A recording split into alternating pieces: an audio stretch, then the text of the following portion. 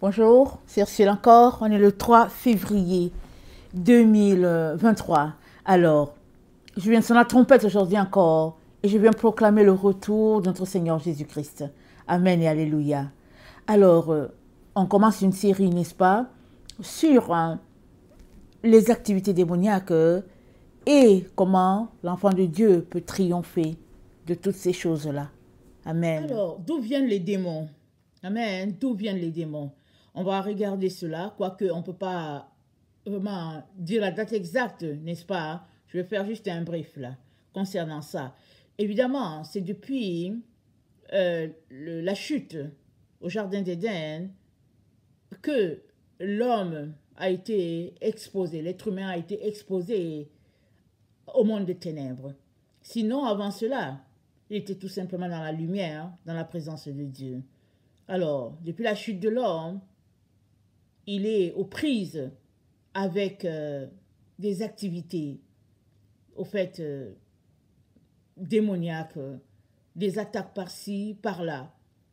Mais Dieu a pourvu pour que nous puissions être protégés du monde des ténèbres. Amen. Alors, à la chute, n'est-ce pas, Dieu nous raconte l'interaction entre l'ennemi et puis Ève. Et comment l'ennemi a amené Ève à se tenir sur le chemin du milieu, sur la route du milieu, le bien et le mal. Or, Dieu nous a appelés à marcher sur le chemin de la lumière, pratiquant le bien. C'est ça que Dieu nous a appelés à faire.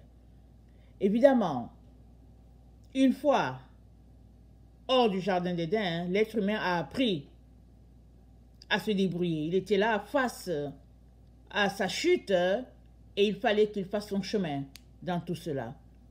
Et c'est là que les anges déchus sont encore venus y mettre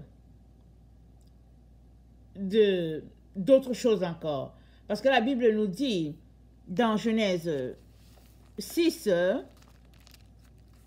que quand les hommes se sont multipliés sur la terre, alors il y a encore eu d'autres activités. C'est dit, Genèse 6, lorsque les hommes eurent commencé à se multiplier sur la face de la terre et que les filles leur furent nées, les fils de Dieu virent que les filles des hommes étaient belles et ils en prirent pour femmes parmi toutes celles qu'ils choisirent. Alors l'Éternel dit, mon esprit ne restera pas à toujours dans l'homme, car l'homme n'est que chair, et ses jours seront de 120 ans. Les géants étaient sur la terre en ce temps-là, après que les fils de Dieu furent revenus vers les filles des hommes, et qu'elles leur eurent donné des enfants. Ce sont ces héros qui furent fameux dans l'Antiquité. L'Éternel vit que la méchanceté des hommes était grande sur la terre, et que toutes les pensées de leur cœur se portaient chaque jour uniquement vers le mal. L'Éternel se repentit d'avoir fait l'homme sur la terre.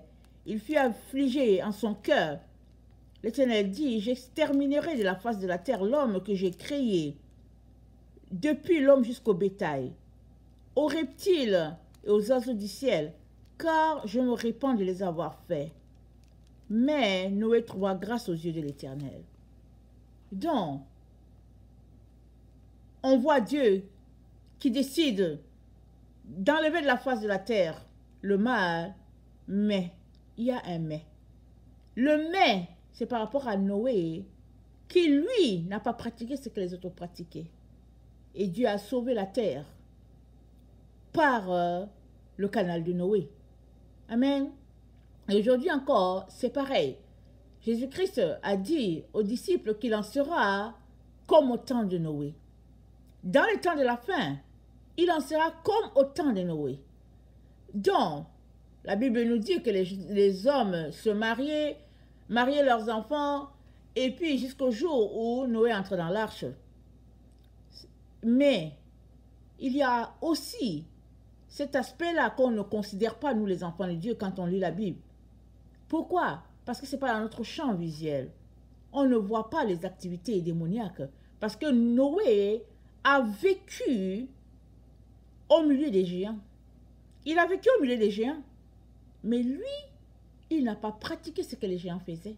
Ils étaient méchants, la Bible dit. Et leurs pensées étaient constamment tournées vers le mal. C'est ça que ça dit. Mais Noé était différent. Et si nous regardons notre monde, il n'y a pas de différence avec ce que la Bible est en train de dire. La Bible nous dit quoi? On vient de lire. Elle dit, l'Éternel vit que la méchanceté des hommes était grande sur la terre et que toutes les pensées de leur cœur se portaient chaque jour uniquement vers le mal. C'est pareil dans notre monde. C'est pareil. C'est pareil. Mais tu peux ne pas faire partie de ces personnes qui passent leur temps à pratiquer le mal, qui passent leur temps à penser au mal, à la méchanceté, à la cruauté. Tu peux être différent. C'est-à-dire, penser uniquement à Dieu. Alors, on peut changer cette phrase-là. On dit, attendez,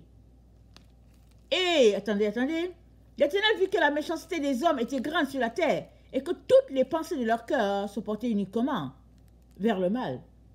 Alors, si on l'applique à un enfant de Dieu, on va l'appliquer, on va dire, ses pensées étaient constamment tournées vers Dieu. Et chaque jour, uniquement vers le bien. C'est possible. C'est un choix. Amen. C'est un choix.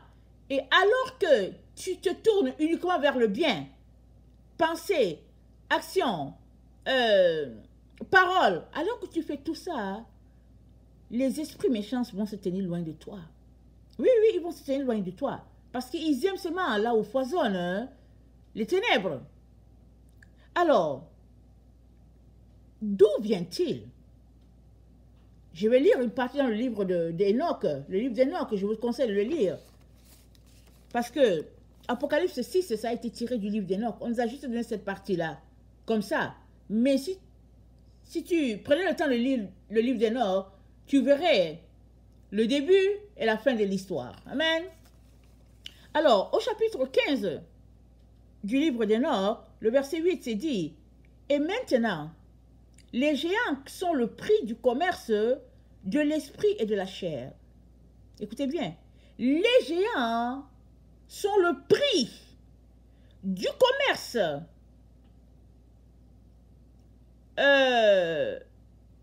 de l'esprit et de la chair. C'est ça les géants. Dans notre temps, ils ont donné un nom. Ils ont dit les aliens. Alors, pour que tu puisses comprendre de quoi je parle, amen, j'utilise souvent le mot alien. Mais au fait, le mot qui est utilisé ici dans la Bible ou dans le livre d'Enoch, c'est les géants. Alors, ils sont le prix du commerce de l'esprit et de la chair. Alors, ils sont appelés sur la terre, c'est dit, les mauvais esprits. Et leur demeure sera sur la terre. Ils procréeront à leur tour de mauvais esprits. Normal, n'est-ce pas?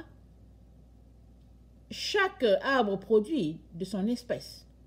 Alors, les géants, esprits mauvais, normal qu'ils produisent des esprits mauvais. Et leur demeure sera... attendez, parce qu'ils tiennent du ciel par un côté de leur être, parce que c'est des saints vigilants qu'ils tirent leur origine. Ils seront donc de mauvais esprits sur la terre, et on les appellera esprits du mal. La demeure des esprits célestes est le ciel. La demeure des esprits terrestres est la terre. Les esprits des géants seront comme les nuages qui apporteront sur la terre les fléaux de toute espèce, la peste, la guerre, la famine et le deuil. Ils ne boiront ni ne mangeront. Invisibles à tous les regards, ils s'insurgeront encore entre les hommes et les femmes parce qu'ils ont reçu la vie dans les jours de destruction et de carnage. Ils s'insurgeront encore entre les hommes et les femmes. Voilà pourquoi Jésus-Christ a dit, le temps de la fin va correspondre au temps de Noé. au temps de Lot. Et quand il a dit au temps de Noé, il n'a pas exclu les activités démoniaques. Parce que les activités démoniaques étaient vraiment, c'était leur quotidien. C'était quotidien. Et comme on vient de lire, c'est les anges déchus, désobéissant à Dieu, qui ont eu une relation intime avec les filles sur la terre. Et ils ont donné des êtres hybrides. Et si bien que ces êtres hybrides ont pris le contrôle de la terre. Parce qu'ils se multipliaient, parce qu'on vient de lire que les esprits du mal enfantent le mal. Et quand les enfants issus de cette relation-là mouraient, je parle dans le passé, quand ils mouraient, leur corps est enterré puisqu'ils ont quelque chose de terrestre en eux. Mais leur esprit ne peut pas aller au ciel. Alors leur esprit s'est dit, c'est comme des nuages. Et c'est là, dans l'atmosphère. Ça tourne et puis c'est là. Et notre Dieu, donnant la loi à Moïse, a dit à ses enfants d'observer ses commandements. Parce que si tu ne les observes pas, tu ouvres la porte à ces esprits-là qui sont comme le nuage. Ils sont là, autour. Ils sont sur la terre. Alors, Jésus-Christ a dit quoi? Il dit quand l'esprit mauvais sort de quelqu'un, il s'en va errer. S'il ne trouve aucun endroit, il revient maintenant, chargé de si autres. Et la condition de cette personne, elle est pire. Parce que l'esprit, on l'a chassé, et puis, si la personne n'a pas rempli sa maison par le Saint-Esprit, alors l'esprit là, il prend si autres là-bas qui sont dehors, qui sont si errants, et ils viennent s'installer. Pourquoi? Parce qu'ils cherchent une maison où habiter. Ils cherchent une maison. Alors, c'est ça. En tant qu'enfant de Dieu, la seule manière de nous protéger, c'est de marcher proche de Dieu, de mettre en pratique sa parole, d'obéir. Et les esprits méchants vont fuir loin. Dans Exode 20, parlant des 10 commandements, notre Dieu nous dit, au verset 2, il dit, « Je suis l'Éternel ton Dieu qui t'a fait sortir du pays d'Égypte, de la maison de la servitude, de la maison de servitude. Tu n'auras pas d'autre Dieu devant ma face. » Tu n'auras pas d'autre Dieu. Mais c'est quoi un Dieu? Le Dieu, ça remonte, c'est de l'idolâtrie, c'est-à-dire, c'est donner de l'autorité sur quelqu'un, sur ta vie. Dieu dit, je suis Dieu, tu n'auras pas un autre. Alors Dieu peut être une divinité démoniaque, que tu appelles Dieu, ça peut être un caillou, ça peut être de la nourriture, ça peut être une personne que tu laisses gérer ta vie, parce qu'il y a un seul qui est appelé à gérer notre vie, et puis c'est Dieu. Lui seul doit prendre toute la place. Et si tu ne laisses pas toute la place à Dieu, alors les esprits méchants vont venir pour prendre la place. Parce que c'est ce qu'ils font, c'est leur travail. C'est leur travail de venir perturber les enfants de Dieu en cherchant les portes ouvertes. Alors, au deuxième, c'est dit, tu n'auras pas, tu ne te feras point d'image taillée, ni de représentation quelconque des choses qui sont en haut dans les cieux, qui sont en bas sur la terre, et qui sont dans les eaux plus bas que la terre. Tu ne te prosterneras point devant elles, et tu ne les serviras point. Car moi, l'Éternel ton Dieu, je suis un Dieu jaloux, qui punit l'iniquité des pères sur les enfants jusqu'à la 3e et la 4e génération de ceux qui me haïssent, et qui fait miséricorde jusqu'à 1000 générations à ceux qui m'aiment et qui gardent mes commandements. Amen. Donc Dieu nous dit, pas d'image taillée, pas de représentation quelconque. Ça dit, dans nos habits, pas d'imprimé. Tout doit être juste une couleur unique, c'est tout. Parce que l'imprimé qui est là, ça peut représenter un démon qui est là. Tu ne sais pas qui a imprimé, ça vient d'où, pourquoi l'imprimé. Donc, vraiment, Dieu dit, pas d'imprimé, rien du tout, pas d'image. Pourquoi? Parce qu'il veut nous préserver de toutes ces choses-là dans le monde spirituel. Parce qu'on n'a pas idée de tout ce qui se passe. Et Dieu, il nous aime tellement qu'il nous, vraiment, il nous protège. Alors, c'est dit, tu ne prendras pas le nom de l'Éternel, ton Dieu, en vain. Ça, c'est l'une des raisons pourquoi Dieu nous dit pas de plaisanterie, pas de blague. Parce que prendre le nom de Dieu en vain, c'est de ne pas donner du poids au nom de Dieu. C'est de mépriser le nom de Dieu. C'est de le dire, ça et là. Et c'est manquer de respect. Et c'est pareil. Si tu passes ton temps juste à faire des blagues, à faire des plaisanteries, tu ne prends rien au sérieux. Tu laisses la place aux esprits méchants de venir prendre possession de ton être. Parce qu'on est appelé à tout simplement être sérieux, amen, et marcher dans la droiture. Alors, c'est dit, tu ne te prosterneras point devant elle, tu ne les serviras point, car moi, l'Éternel, ton Dieu, je suis jaloux. Nous sommes appelés à ne pas nous prosterner, à ne pas servir les images.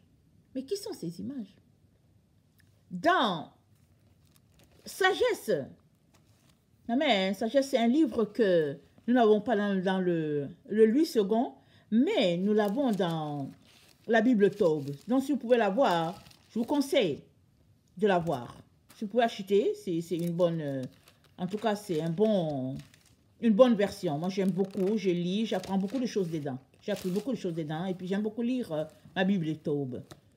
Les protestants disent la Bible catholique, mais il n'y a pas une Bible catholique, Bible de protestant. Bible, c'est la parole de Dieu. Amen. Alors, je suis tombée sur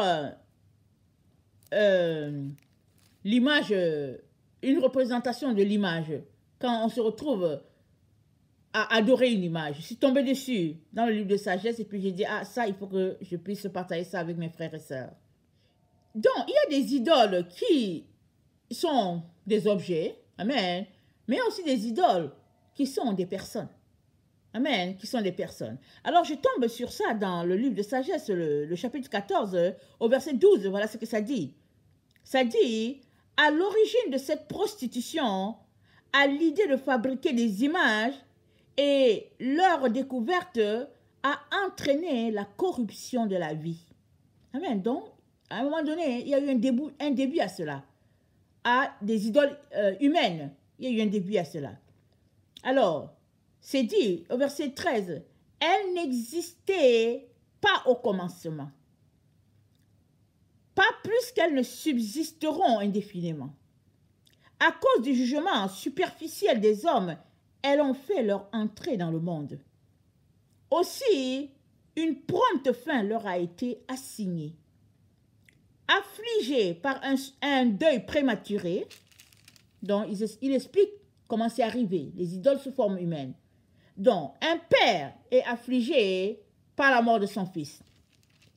Alors, il fait exécuter une image de son enfant enlevé à l'improviste. Ce qui n'était qu'un cadavre d'homme, à ce qui n'était qu'un cadavre d'homme, il rend maintenant hommage et honneur à un Dieu, comme à un Dieu, et transmet aux siens des mystères et des rites. Puis, fortifié par le temps, cette coutume impie fut observée comme une loi. De même encore, sur l'ordre des souverains, les images taillées devinrent l'objet d'un culte. Donc voilà, sous l'ordre des souverains, les images taillées devinrent de l'ordre. dont les gens ils savent ce qu'ils font. Alors un monsieur perd son fils. Amen. Et il est en pleurs. Et il amène le corps pour l'enterrer.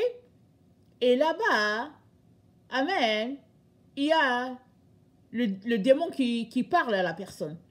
Qui dit, mais ton fils peut encore vivre. L'autre dit, mais comment? Il dit, oui, mais oui, il peut encore vivre si tu me sacrifies tel autre enfant ou quelque chose. Si tu me sacrifies l'enfant, un enfant. Alors le monsieur s'en va, il sacrifie son enfant. Il tue l'enfant. Et là, l'image, le mort, le démon vient se placer dans le mort que le monsieur pleure. Et le mort se met à parler. Et il est réconforté, il se dit que son enfant qui était mort et maintenant est revenu à la vie. Mais pour avoir cet enfant mort qui est revenu, il a fallu qu'il tue un autre. Et celui-là qu'il dit qu'il est revenu à la vie, c'est pas lui qui est dedans. C'est un démon qui est dedans. Parce que les démons, ils ont besoin d'un corps pour y habiter. On vient de lire.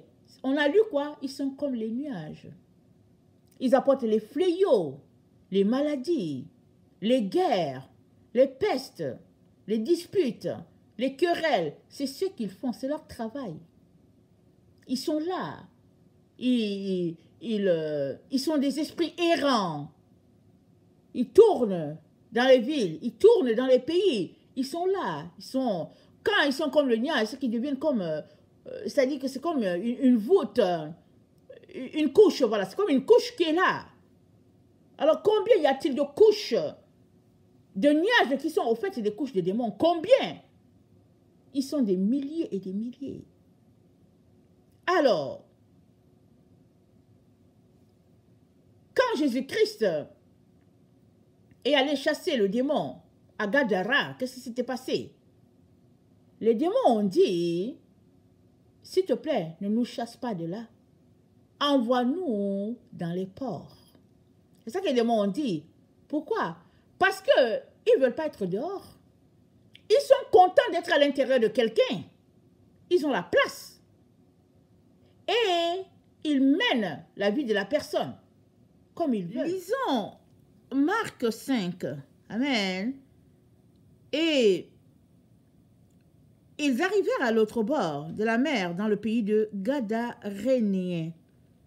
Aussitôt que Jésus fut hors de la barque, il vit au-devant de lui un homme sortant des sépulcres et possédé d'un esprit impur. Cet homme avait sa demeure dans les sépulcres, et personne ne pouvait plus le lier, même avec une chaîne. Car souvent, il avait eu les fers aux pieds et avait été lié de chaînes. Mais il avait rompu les chaînes et brisé les fers, et personne n'avait la force de le dompter. Il était sans cesse nuit et jour dans les sépulcres et sur les montagnes, criant et se meurtrissant avec des pierres. Ayant vu Jésus de loin, il accourut, se prosterna devant lui, et s'écria d'une voix forte, « Qu'y a-t-il entre moi et toi, Jésus, fils de Dieu? Très haut, je t'en conjure au nom de Dieu, ne me tourmente pas. » Car Jésus lui disait, « Sors de cet homme, esprit impur. » Et il lui demanda, « Quel est ton nom? » « Légion est mon nom, lui répondit-il, car nous sommes plusieurs. Et il le priait instamment de ne pas les envoyer hors du pays. Et il y avait là, vers la montagne, un grand troupeau de pourceaux qui paissaient. Et les démons prièrent, disant, « Envoie-nous dans les pourceaux, afin que nous entrions en eux. » Et Jésus leur permit, et les esprits impurs sortirent, et ils entraient dans les pourceaux, et les pourceaux se précipitèrent, et le troupeau se précipita, des pentes escarpées dans la mer. Il y avait environ 2000, et ils se noyèrent dans la mer. Voilà. C'est les démons qui parlaient à Jésus. Les démons ont dit à Jésus, « Non, envoie-nous dans les pourceaux. » Et c'est eux qui ont parlé, qui ont dit, « Qu'y a-t-il entre toi et nous? Et Jésus-Christ, il dit, ah, on est légion, on est nombreux. Ce n'était pas le monsieur qui parlait. C'était les démons qui avaient pris possession de ce monsieur-là. C'est eux. Mais Jésus est parti là-bas, pourquoi? Il est parti uniquement pour délivrer ce gars-là. Il faut remonter, allez-y, lire le livre de Marc. Il est allé uniquement délivrer ce gars-là. Et quand il partait, le vent s'est soulevé au niveau de la barque parce que l'ennemi voulait empêcher Jésus d'arriver là-bas parce que l'ennemi savait ce que Jésus allait faire. On ne sait pas pendant combien de jours Jésus a prié pour délivrer ce gars. On ne sait pas. Qu'est-ce qui s'est passé? Est-ce que c'est le Seigneur qui a parlé à Jésus pour dire j'ai mon fils quelque part? On ne sait pas ce qui s'est passé. Mais Jésus est parti là-bas spécialement pour délivrer le gars. Mais c'était les démons qui habitaient dans le corps du gars. Et c'est dit quoi? C'est dit, il était possédé d'un esprit impur. Ils ont appelé ça esprit impur. Et c'est partout sur la terre, les esprits impurs qui habitent dans les gens. Des démons qui ont pris logis, qui ont pris possession des autres personnes. Ils sont là. Et ils font leur travail.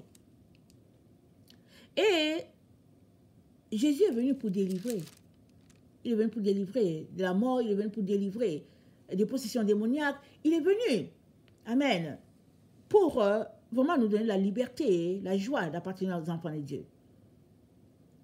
Et puis, en tant que son enfant, il te dit de fermer toutes tes portes en pratiquant la loi de Dieu. Parce que la loi de Dieu, c'est pour notre bien que le Seigneur nous a donné ça. La loi de Dieu, c'est notre vie. La loi, c'est notre lumière. La loi de Dieu, c'est Dieu. Alors que tu le pratiques, tu es en train de faire vivre Dieu en toi. Et si Dieu est en toi, les démons ne peuvent pas être là. Ils ne peuvent pas être là. Parce qu'une fois que Dieu est là, la porte est fermée, c'est fini. Dieu est le maître de ton être. Quel démon va venir? Il ne peut pas venir. Ce qui se passe dans la vie des enfants de Dieu, c'est qu'il y a plusieurs portes ouvertes. Souvent consciemment, souvent inconsciemment. Dans Matthieu 13, Jésus-Christ nous dit quelque chose de très important pour chacun d'entre nous. Au verset 24, il leur proposa une autre parabole et dit, le royaume des cieux est semblable à un homme qui a semé une bonne semence dans son champ. Mais pendant que les gens dormaient, son ennemi vint semer de l'ivraie parmi le blé et s'en alla. Pendant que les gens dormaient, donc, ça peut être qu'il est venu la nuit, ça dit il fait noir, il est venu pour semer l'ivraie, mais ça peut être aussi que pendant que les gens étaient dans l'inconscience, pendant que les gens étaient dans l'ignorance totale de Dieu et puis des valeurs de qui ils sont, l'ennemi a semé des livrées. L'ivraie, c'est la mauvaise semence. C'est là pour détruire la vie de la personne. Alors, l'ennemi sème l'ivraie. Amen. Et les serviteurs disent au maître, mais est-ce que tu veux qu'on l'enlève? Ils disent, maître, regarde ce qui est là. Est-ce que tu veux qu'on l'enlève? Le maître leur dit, verset 28, c'est l'ennemi qui a fait cela. Et quand les serviteurs ont demandé est-ce qu'il faut qu'on l'enlève, il a dit non. Laissez croître les deux ensemble. Et à la moisson, l'ivraie sera d'abord arrachée. Et après, l'ivraie sera arrachée pour le feu. Et après, on pourra avoir la bonne récolte. Mais pourquoi? Pourquoi est-ce qu'on n'a pas arraché ça avant? Parce qu'en arrachant l'ivraie, ça peut aussi en même temps détruire la vie de la plante. Puisqu'ils se sont retrouvés à grandir ensemble dans le champ, à pousser ensemble dans le champ. Maintenant, il peut arriver qu'au moment de la récolte, il n'y a aucune récolte. Aucune! Pourquoi? Parce que l'ivraie a envahi toute la bonne terre et puis finalement a étouffé. Il n'y a pas de bonne terre. Et puis tout a été étouffé, tout a été souillé, il n'y a pas moyen. Mais il peut aussi arriver qu'à la récolte, on puisse avoir de la bonne semence. Et là, ça fera la joie du Père. Et maintenant, je viens partager un rêve que Dieu m'avait donné. Amen. Ça s'applique très bien. Un jour, Dieu m'a donné un rêve, ok, il n'y a pas longtemps. Et dans mon rêve, j'étais dans le champ. J'étais dans mon champ et j'étais en train de déterrer l'ivraie. Alors, moi, je déterrais seulement. Je savais qu'il y avait quelque chose qui était là, qu'il fallait que je déterre. Donc, j'étais là, je travaillais, je déterrais. Et puis, oh, c'était difficile, mais je me suis mise, j'ai réussi à toucher la mauvaise plante. Et je l'avais en main. Mais c'était difficile de la tirer. J'essayais de tirer de toutes mes forces. Et puis, il n'arrivait pas. Et j'étais là en train de regarder les stratégies. Comment réussir à tirer cette mauvaise plante-là de mon champ. Et là, il y a quelqu'un qui m'appelle. Je regarde, je ne vois pas quelqu'un qui m'appelle. Ok, je tourne autour, je ne vois pas quelqu'un. Ça, c'est dans le rêve. Hein. Je ne vois pas quelqu'un. Alors, je continue parce que je veux arracher à tout prix livrer. Mais la personne insiste et continue d'appeler toujours mon nom. Et je me tourne. Et au loin, je vois quelqu'un qui me fait un signe pour dire, viens, allez, viens. Mais moi, je veux juste tirer mon livret. Je veux faire sortir le livret parce que je veux que le livret sorte. Et la personne de l'autre côté insiste. Non, viens d'abord. Alors, je laisse le travail que je suis en train de faire. Et je vais en direction de la personne. Je ne sais pas c'est qui. Vous voyez, je suis dans le rêve. Finalement, j'arrive là-bas. Dans tout ça, je ne sais pas qui c'est, ok? J'arrive, la personne commence à me parler. Et puis, elle me parle. Et puis, bon, elle me parle. Et puis, elle me parle. Et dans le rêve, j'ai fini par reconnaître c'est qui la personne qui est en train de me parler. Et elle fait que me parler, elle me raconte des histoires. Et dans le rêve, je me suis rendu compte qu'elle était tout simplement en train de me séduire, en train de me faire perdre le temps pour que je ne retourne pas arracher l'ivraie. Amen. Et finalement, je sors du rêve. J'ai dit, Seigneur, c'est quoi ce rêve? Le Seigneur me dit, c'est comme ça que l'ennemi vient détruire la vie de mes enfants. Il plante l'ivraie. Plusieurs ne se rendent pas qu'il y a l'ivraie dans leur champ. Et ils s'en vont comme ça. D'autres se rendent compte qu'il y a l'ivraie dans leur champ. Ils ne font rien pour l'arracher. D'autres encore se rendent compte qu'il y a l'ivraie et ils entreprennent de l'arracher. Mais tout ça, l'ennemi combat toujours.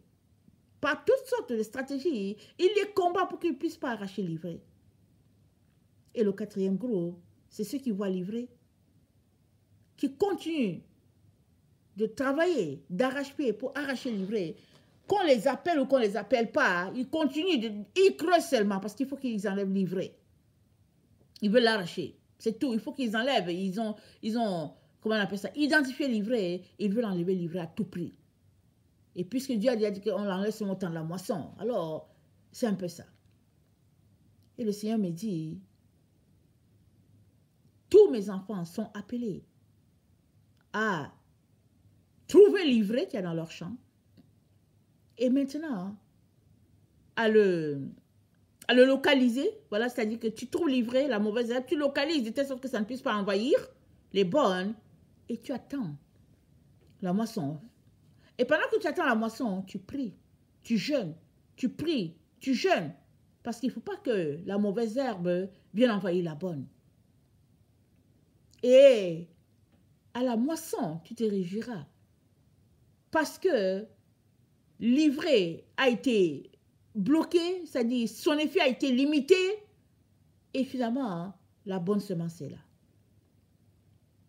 Et nous sommes tous appelés en tant qu'enfants de Dieu à travailler pour identifier l'ivraie dans nos vies et maintenant pour le cerner et puis l'empêcher d'envahir la bonne terre. Et si nous sommes de ceux-là qui dorment, il sera difficile de voir l'ivraie. Parce que l'ivraie ressemble drôlement à la plante.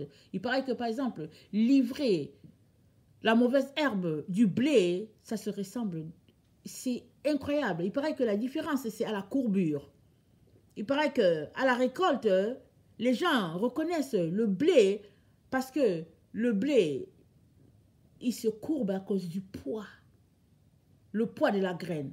Alors que l'ivraie, c'est tout simplement une plante grandissante et puis il n'y a pas un poids qui s'exerce sur l'ivraie. Et c'est comme ça que les gens reconnaissent que, ah tiens, ici c'est le blé et ici c'est le faux blé. Alors,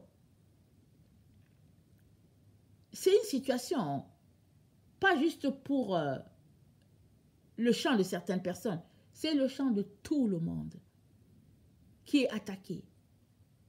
Et Jésus-Christ nous dit quoi? Nous sommes appelés à veiller. Nous sommes appelés à retrousser les manches et à travailler à notre salut, comme a dit Paul, avec crainte et tremblement, afin que nous ne puissions pas être envahis par la mauvaise herbe.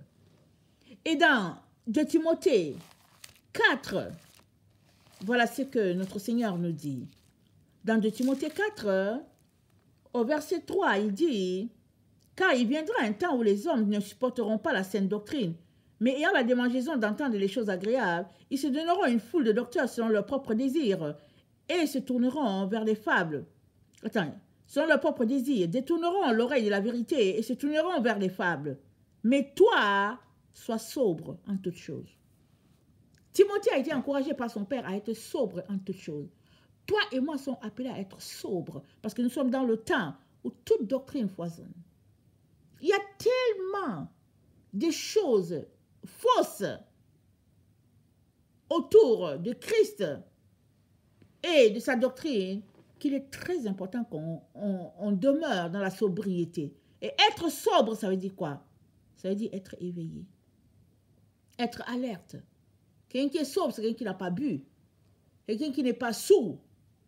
Les gens qui ont bu, ils sont sourds, ils sont sonnés dans l'alcool. Et puis tu leur parles, ils ne savent même pas souvent qui leur parle. Et puis souvent, ils ne connaissent même pas leur nom.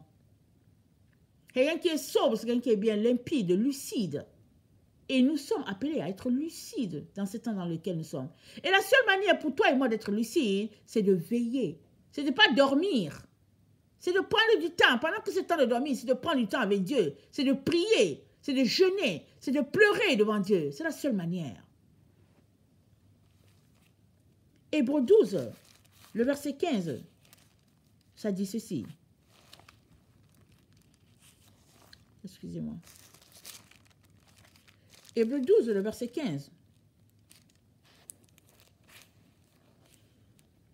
Veillez à ce que nul ne se prive de la grâce de Dieu, à ce qu'aucune racine d'amertume poussant des rejetons ne produise de troubles et que plusieurs n'en soient infectés. Veillez! On est appelé à veiller. Souvent, l'amertume, souvent on vit des choses tellement dures que on se retrouve nous-mêmes à devenir de l'ivraie. On doit veiller, on doit faire attention pour ne pas répandre des faussetés, pour ne pas se retrouver aigri par la vie, par tout ce qu'on... Ça dit, on doit veiller. On doit faire attention, on doit veiller. Parce que tout le monde peut tomber là-dedans.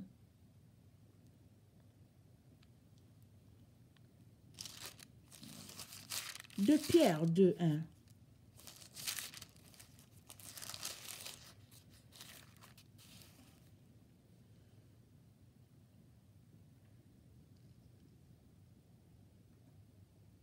Simon-Pierre, serviteur et apôtre de Jésus-Christ, à ceux qui ont reçu en partage une foi du même prix que la nôtre, par la justice de notre Dieu et du Sauveur Jésus-Christ, que la grâce et la paix vous soient données, vous soient multipliées par la connaissance de Dieu et de Jésus notre Sauveur. Que la grâce et la paix vous soient multipliées par la connaissance de Dieu et de Jésus. Si nous ne connaissons pas Dieu et Jésus, combien la grâce sera lointaine de nous? Nous sommes appelés à passer notre temps à connaître Dieu, connaître Jésus, être intime avec le Père, être intime avec le Fils. Alors qu'ils sont pleins en toi, tu vas juste te laisser de côté toutes ces choses qui peuvent t'induire très loin de Dieu.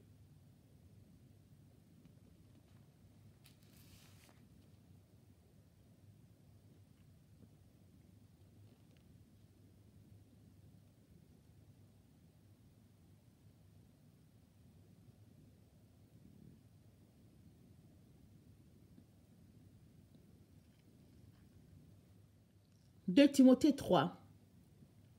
Sache que dans les derniers jours, il y aura des temps difficiles, car les hommes seront égoïstes, amis de l'argent, fanfarons hautains, blasphémateurs, rebelles à leurs parents, ingrats, irréligieux, insensibles, déloyaux, calomniateurs, intempérants, cruels, ennemis des gens de bien, traîtres, emportés, enflés d'orgueil, aimant le plaisir plus que Dieu, ayant l'apparence de la piété, mais reniant ce qui en fait la force.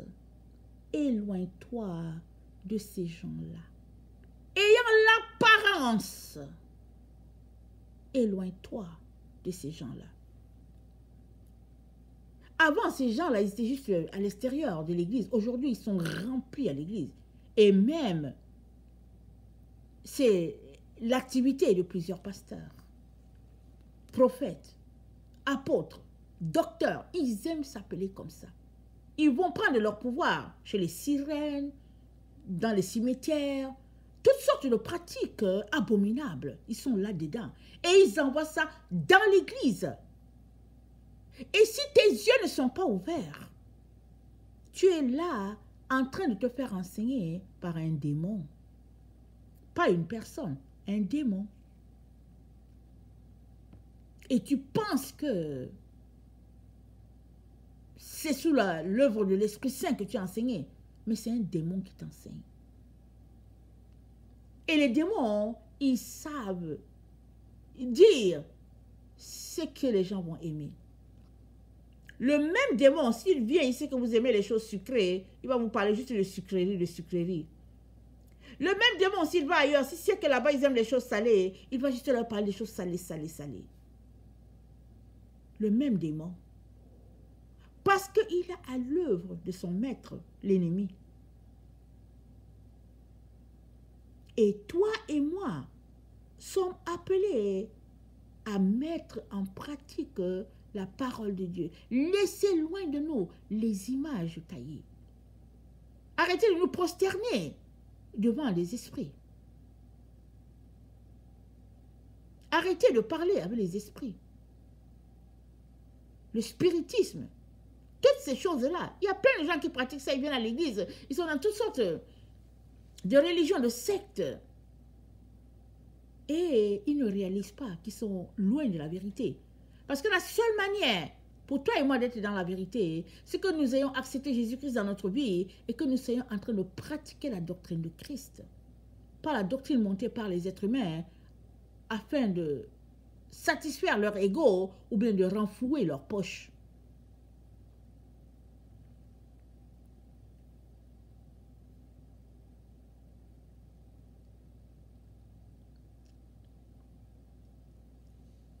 De Timothée 3, le verset 14. Toi, demeure dans les choses que tu as apprises et reconnues certaines, sachant de qui tu les as apprises. Dès ton enfance, tu connais les saintes lettres qui peuvent te rendre sage à salut par la foi en Jésus-Christ. Tu connais les saintes lettres.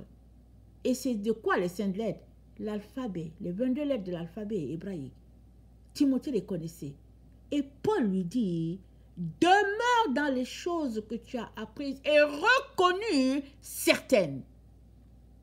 C'est à toi et à moi de chercher le vrai Dieu et de venir devant lui afin qu'il nous dise si ça c'est vrai ou bien si ça c'est faux. C'est à toi et à moi.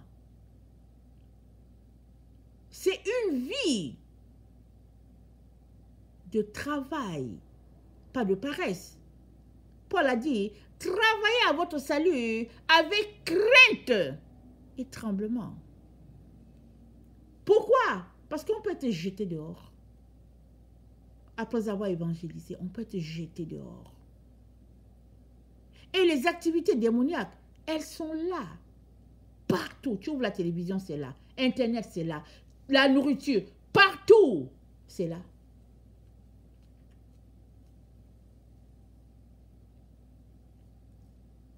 Nous devons faire très attention.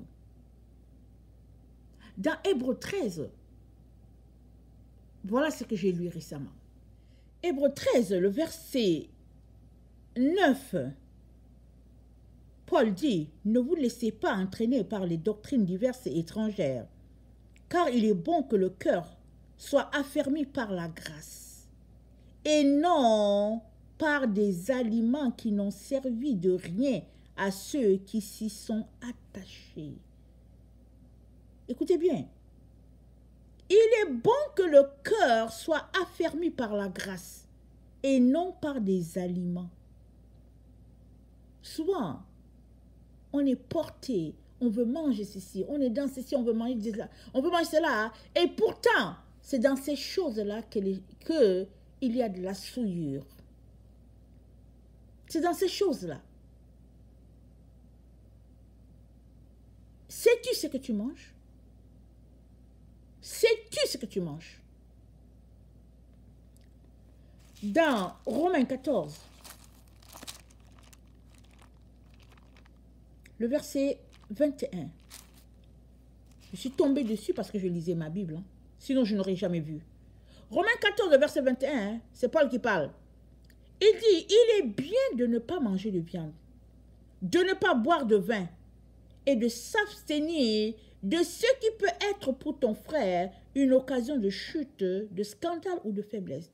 Il est bon de ne pas manger de viande. Combien on aime la viande? Combien les animaux sont tués parce qu'il faut nourrir la population de la terre? Et combien les animaux sont hybrides? Ils sont fabriqués, ils sont devenus hybrides. Et on mange, on mange. Jusqu'au jour où nos yeux sont illuminés, on se dit, ah, apparemment, il ne fallait pas manger la viande. Mais comment tu vas savoir? Il faut que tu lises. Et puis, est-ce que c'est biblique? Ésaïe 66. Ça, c'est Dieu le Père qui parle. Si tu veux contester en disant que les apôtres ont dit ceci, ont dit cela, ici, c'est Dieu qui parle. Ésaïe 66. Ainsi parle l'Éternel, le ciel est mon trône et la terre mon marchepied. Quelle maison pourriez-vous me bâtir et quel lieu me donnerez-vous pour demeure? Toutes ces choses, ma main les a faites. Et toutes ont reçu l'existence, dit l'Éternel.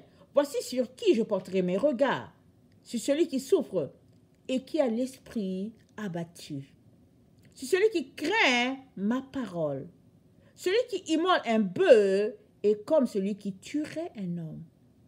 Celui qui sacrifie un agneau est comme celui qui romprait la nuque à un chien. Celui qui présente une offrande est comme celui qui répandrait du sang de porc. Celui qui brûle de l'encens est comme celui qui adorait les idoles. Tout cela se complaisent dans leur voix et leur âme trouve du plaisir dans leur abomination. Moi aussi, je me complairai dans leur infortune. Je ferai venir sur eux ce qui cause leur effroi. Parce que j'ai appelé et qu'ils n'ont pas répondu. Parce que j'ai parlé et ils n'ont pas écouté. Mais ils ont fait ce qui est mal à mes yeux. Ils ont choisi ce qui me déplaît. Amen. Que choisis-tu dans la vie? Ce qui déplaît à Dieu? Ce qui te plaît à toi? Que choisis-tu? Ton vêtement, ton langage, ce que tu manges, tes amis, ce que tu fais comme activité. Que choisis-tu? Est-ce que Dieu est le centre de tes choix?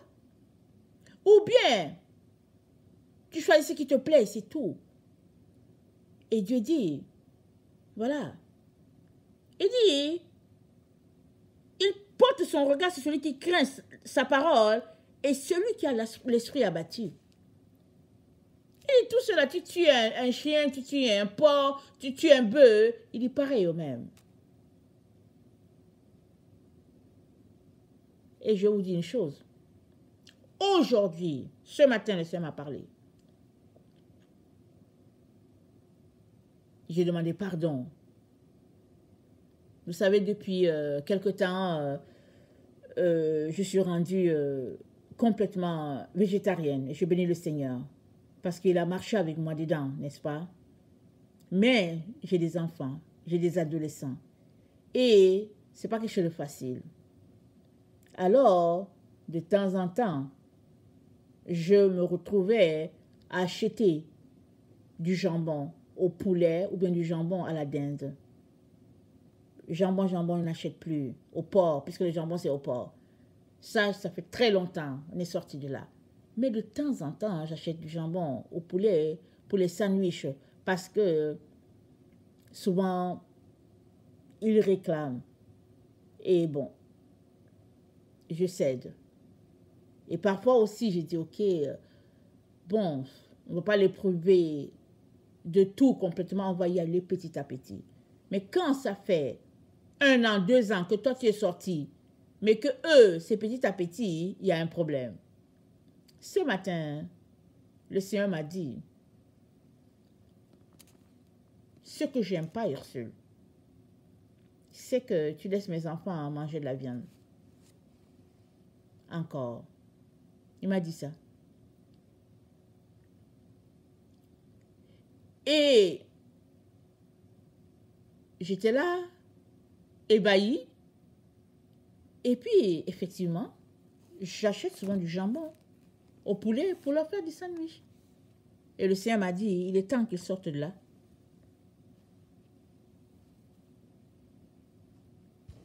Il est temps qu'ils sortent de là. Parce que Dieu n'aime pas cela. Et l'autre raison qu'il m'a donnée, qui n'est pas écrite, c'est qu'il m'a dit, les gens du monde, ceux qui ne marchent pas avec Dieu, ils passent leur temps à incanter les animaux, les aliments, ils les incantent. Ils les sacrifient pour des idoles. Ils font des prières de sacrifice parce qu'ils savent que Dieu, le créateur de l'univers, n'aime pas ça. Alors, ils font le contraire. Le Seigneur m'a dit, ils lisent la Bible. Et avec ce qu'ils ont lu, ils s'en vont coincer les enfants de Dieu. Et nous, on vient, on dit, oh, j'ai faim. Oh oui, je veux m'acheter quelque chose. Oh oui, je veux me prendre quelque chose de plus rapide. Oh, un sandwich, c'est tout ça. Mais ils passent le temps. La viande est incantée. Elle est sacrifiée aux idoles depuis dans la ferme. Elle passe à l'abattoir. De l'abattoir, elle passe sur les chaînes jusqu'à ce qu'elle vienne dans ton assiette. Elle est incantée. Et Dieu dit, pas de viande. C'est pénible, c'est difficile. Mais si tu penses que c'est Dieu qui a parlé, avec tous les passages qui sont là, tu vas aller devant lui, prier, pleurer, il va t'aider à sortir de là. Et je vous dis une chose. Depuis, je pense que ça va faire 3 ans, que je suis sortie de la mauvaise alimentation, je vous dis, je suis en parfaite santé. Et souvent, je dis, mais pourquoi est-ce qu'on mangeait la viande? On ne sait pas. Et puis, pourquoi est-ce qu'on mange le poisson? On ne sait, je ne sais pas. Dieu a pourvu pour qu'il y ait tout dans les aliments. Les noix. Et puis, si tu veux prendre quelque chose de protéines, tu peux aller les chercher dans les œufs si tu veux. Dieu a pourvu. Parce que Dieu ne veut pas que on mange un autre animal, une créature, il ne veut pas ça. L'âme est dans le sang. Alors, chaque fois que tu manges un animal, tu répands le sang. L'âme est dedans. Et quand j'étais petite, j'avais des problèmes avec cette histoire des animaux-là. Parce que On m'avait enseigné qu'il ne fallait pas qu'on tue les insectes et tout. Parce que vous savez, hein, en Afrique, souvent, pour vivre, les fourmis, tout ça, tu es obligé de... tu es obligé d'en frapper. Les mouches et tout. Mais moi, on m'a appris qu'il ne faut pas les tuer. Parce que, vous savez que les enfants, ils sont un peu cruels, n'est-ce pas? Un enfant, hein, quand il veut tuer quelque chose, il tue et puis il continue. Mais on nous a dit, on nous a élevés, on nous a dit, il ne faut pas les tuer. Parce que ils ont des anges aussi. Autant vous, les enfants, vous avez des anges, eux aussi, ils ont des anges, il ne faut pas les tuer. On s'est dit, oui, mais ils dérangent. Et j'avais de la difficulté, on dit, il ne faut pas les tuer, mais il faut aussi tuer les animaux pour manger. C'est-à-dire que j'avais de la difficulté à mettre les choses ensemble.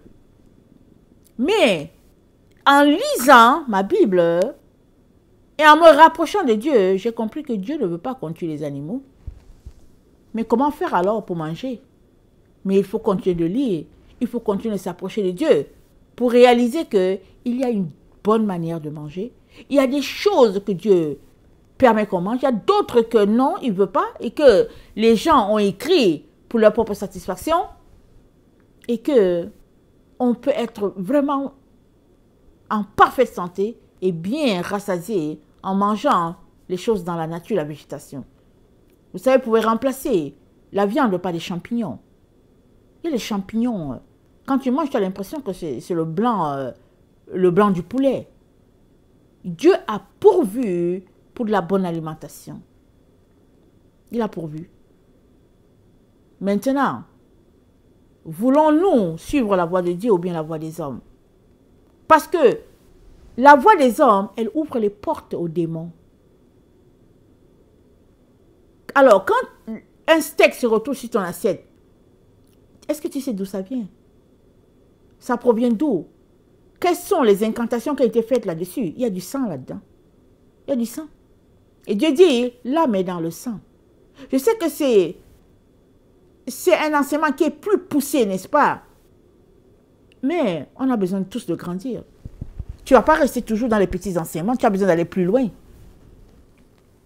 Il est important, comme je dis toujours, que quand vous entendez quelque chose, prenez, amenez ça devant le Seigneur. Mais on a besoin de grandir. Et on a besoin de fermer toutes les portes où les esprits démoniaques peuvent se retrouver. Rappelez-vous, avec l'homme de Gadara, les démons ont demandé à Jésus, s'il te plaît, laisse-nous dans les ports. On ne veut pas périr, laisse-nous dans les ports. Mais ils ont péri pareil. Les porcs sont allés se jeter dans l'eau, ils ont péri. C'est là que tu sais que le démon, il est ignorant. Mais c'est ta relation avec Dieu, ta proximité avec Dieu qui va faire que Dieu va te révéler. Si la personne qui est devant toi, c'est une personne créée à l'image de Dieu, ou bien c'est un démon qui vit dans le corps de quelqu'un. C'est répandu. Pourquoi? Parce que c'est dit, il en sera comme au temps de Noé. Il en sera. Il y a des endroits sur la terre où quand tu vas là-bas, ce n'est que des démons qui sont là-bas. Mais c'est des humains. Pourquoi? Ce sont des esclaves. Ils travaillent, ils ne payent rien à leur maître. Et le maître vient vendre les choses sur le marché. Toi, tu manges. Tu dis, oh oui, c'est cela. Mais ça a été fait par des démons. Ceux-là qu'on appelle des zombies. Ils sont remplis. Et comme je dis, avant, ces gens-là, ils restaient très loin. Dans des endroits vraiment où il n'y avait pas accès. Aujourd'hui, ils sont dans les villes. Ils sont dans les bureaux. Ça dit que le mal, c'est tellement répandu sur la terre que ça ne les empêche plus d'aller jusqu'à là où il y a l'être humain. Mais les esprits ne restent pas là où il y a la présence de Dieu. Ils s'en vont, ils vont partir. Là où il y a la présence de Dieu, ils s'en vont. Ça veut dire quoi? Nous sommes appelés à augmenter l'intensité de notre lumière afin que les activités démoniaques se tiennent loin de nous. C'est ton devoir, c'est mon devoir. Dieu nous aime tellement qu'il nous a donné tout le nécessaire. Il nous a donné la loi. Et je viens nous encourager à mettre en pratique la loi. Amen. Choisissons de mettre en pratique la loi. Appelons Dieu au secours. Il va nous aider. Amen. Que le Seigneur bénisse sa parole. Je vous aime beaucoup. Et Dieu davantage. Maranatha, Jésus revient. Amen et alléluia. Soyons tous bénis.